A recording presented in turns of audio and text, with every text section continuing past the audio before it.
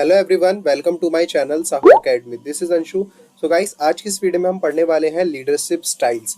कौन कौन सी leadership styles हैं जो कि ऑर्गेनाइजेशन में देखी जाती हैं, वो हम इस वीडियो में देखने वाले हैं। अगर आप मेरे चैनल पर अभी नए हैं तो चैनल को सब्सक्राइब कर लीजिए, बेल आइकन को प्रेस कर लीजिए ताकि आपको सभी वीडियोस का नोटिफिकेशन सबसे पहले टाइम पर मिल जाए। तो चलिए आज की जो हमारी वीडियो उसे शुरू करते हैं। सो गाइस, आज इस वीडियो में हम लीडरशिप स्टाइल के बारे में पढ़ने वाले हैं। तो सबसे पहले हम जान लेते हैं कि लीडर होता कौन है या किसे लीडर कहा जाता है।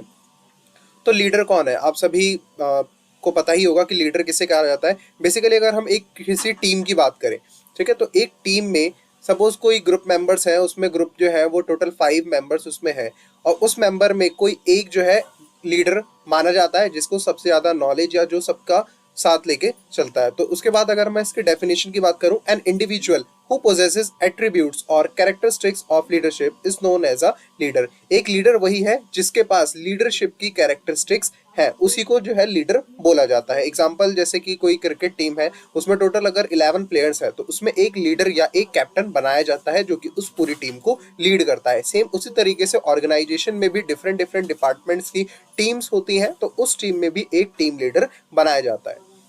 चलिए नेक्स्ट अब देख लेते हैं कि लीडरशिप क्या होती है।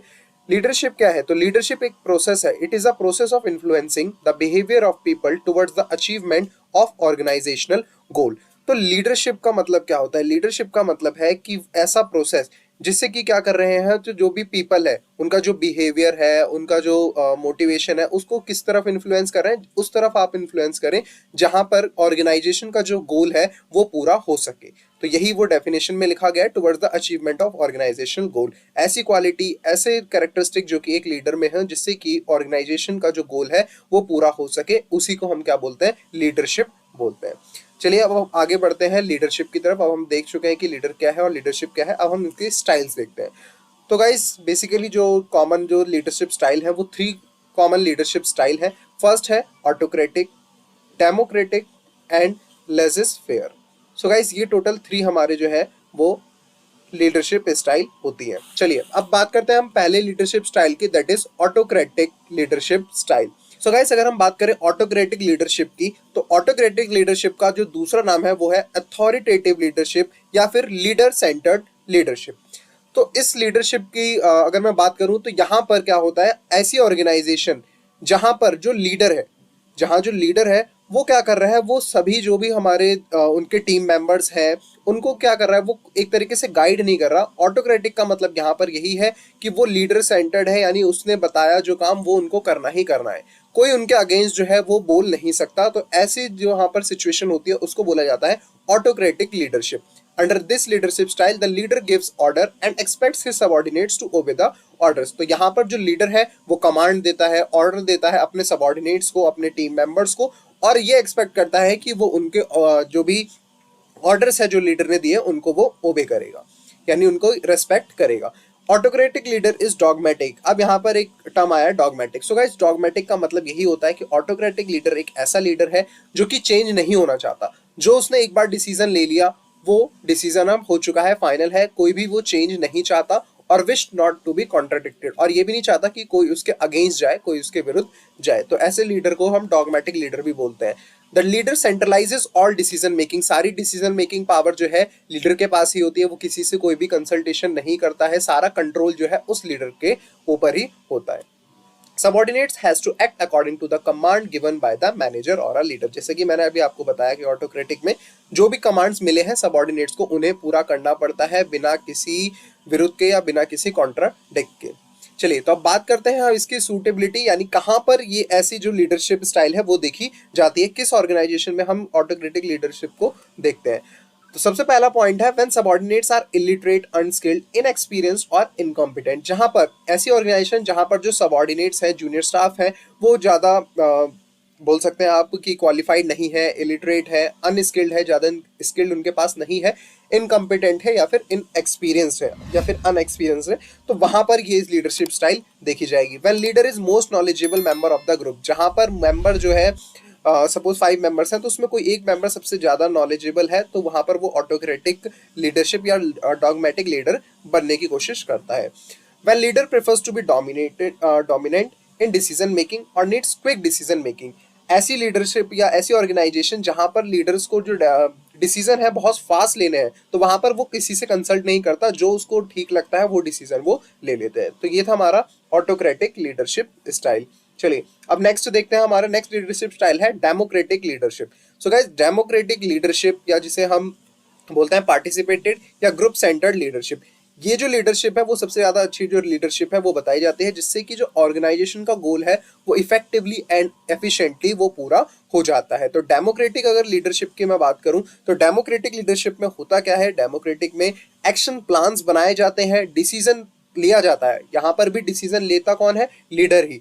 बट जो लीडर है वो सभी जो भी उसके सबऑर्डिनेट्स है, ग्रुप मेंबर्स हैं, उनसे कंसल्ट कर ग्रुप डिस्कशन करके वो तभी एक फाइनल डिसीजन पर आता है। तो ऐसे लीडर को हम डेमोक्रेटिक लीडर भी कहते हैं। He encourages them to participate in decision making and to give suggestion in setting goals. यानी जो भी डेमोक्रेटिक लीडर है वो क्या करता है, अपने जितने भी सबऑर्डिनेट्स हैं उनको एनकरेज करता है, मोटिवेट करता है, उनको डिसीजन में पार्टिसिपेट करता है, पार्टिसिपेट उनको लेता है, जिससे कि वो एक सभी से एक अच्छा सजेशन लेना चाहता है और जो उसको सबसे बेस्ट सजेशन और अपने जो भी व्यूज पॉइंट है उनको रख के फाइनल एक गोल जो पूरा करना है ऑर्गेनाइजेशन का, उसके लिए एक स्टेप लेता है। तो ऐसे लीडर को या ऐसे मैनेजर को हम डेमोक्रेटिक लीडर कहते हैं। This style of leadership is more common nowadays, जैसे कि मैंने आपको बताया कि बहुत ज़्यादा कॉमन है, जिससे कि जो ऑर्गेनाइजेशनल गोल है या कुछ ऑब्जेक्टिव्स हैं उनको पूरा कर सकते हैं। चलिए सूटेबिलिटी की बात करें तो कहाँ कहाँ पर ये ऑर्गेनाइजेशन में देखा जाता है, when subordinates are competent and skilled. जहाँ पर सबऑर्डिनेट जो है बहुत कॉम्पिटेंट है, स्किल्ड है, तो उनके व्यू पॉइंट, उनके सजेशन, फीडबैक वो काफ़ी ज़्यादा हेल्पफुल रहते हैं डिसीजन मेकिंग में। When company aims to increase morale and the job satisfaction of the employees, same जहाँ पर जो एम्प्लॉयज है अगर वो पार्टिसिपेटिव फील करेंगे, डिसीजन मेकिंग में इन्वॉल्व रहेंगे, तो उनका मोरल जो है वो बढ़ेगा, जॉब सेटिस्फेक्शन जो है वो भी इंक्रीज उनका होगा। The leader wants to involve subordinates in decision making. तो वहां पर ये लीडरशिप स्टाइल देखी जाती है डेमोक्रेटिक, जहां पर जो लीडर है वो अपने सबऑर्डिनेट्स को भी डिसीजन में इन्वॉल्व करना चाहता है। तो गाइस ये लास्ट लीडरशिप है, इसमें क्या होता है, जस्ट अपोजिट है।